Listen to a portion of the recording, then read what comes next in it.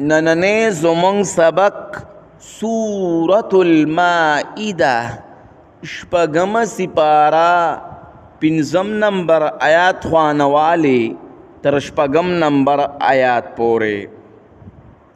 اعوذ باللہ من الشیطان الرجیم بسم اللہ الرحمن الرحیم. اليوم احل لکم الطیبات. دا سات حلال کړی شوي دي د پاره ستاسو پاک څیزونه. وطعام الذین اوتوا الکتاب حل لکم. او خوراک دا کسانو چې ورکړی شوی دی ورته کتاب روا دی جایز دی ستاسو د پاره. وطعامکم حل لهم. او خوراک ستاسو روا دی جائز دی اغی لرا. والمحصنات من المؤمنات والمحصنات من الذين اوتوا الكتاب من قبلكم. او پاک دامنی د مومنانو خزونا او پاک دامنی د آغا کسانونا چو ورکڑی شوی دی ورطا کتاب مخکستا سنا. اذا آتیتموهن اجورهن محسنین غیر مسافحین ولا متخذی اخدان. کله چې ورکوي تاسو هغوی ته مهرونه د هغوی شی پاک دامن مشی بدلمن زناکار او مشی یارباشن. ومن یکفر بإیمان قد حبط عمله.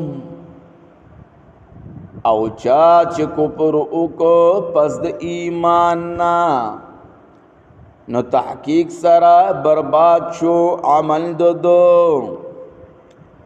وهو فی الآخرة من الخاسرین.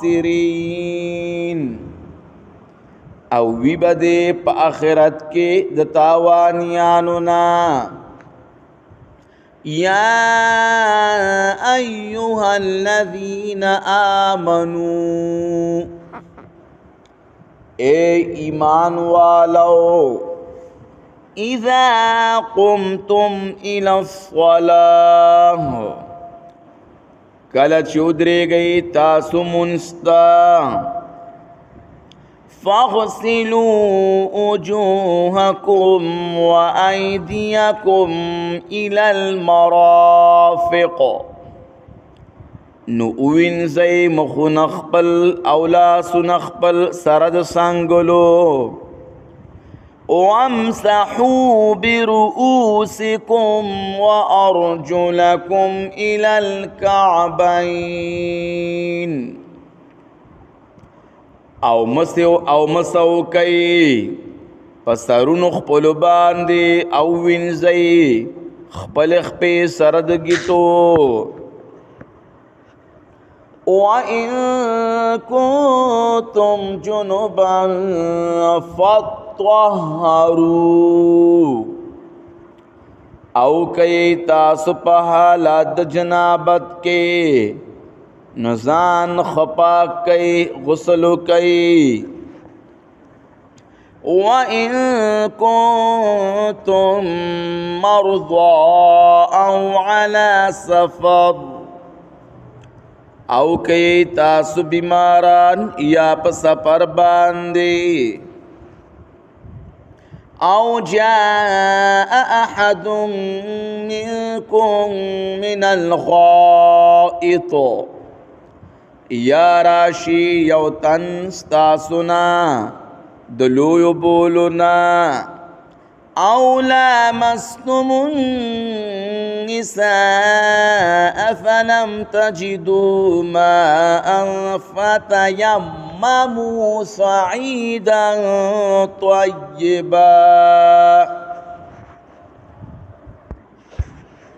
یا کوروال کړوي تاسو د خذ سرا او اونموندي تاسو وبو نو تیممو کئی پخاور پاک باندی فامسحوا بوجوهکم و ایدیکم منه نو مسو کئی پمخونو خپلو او پلاسونو خپلو دی خاورنا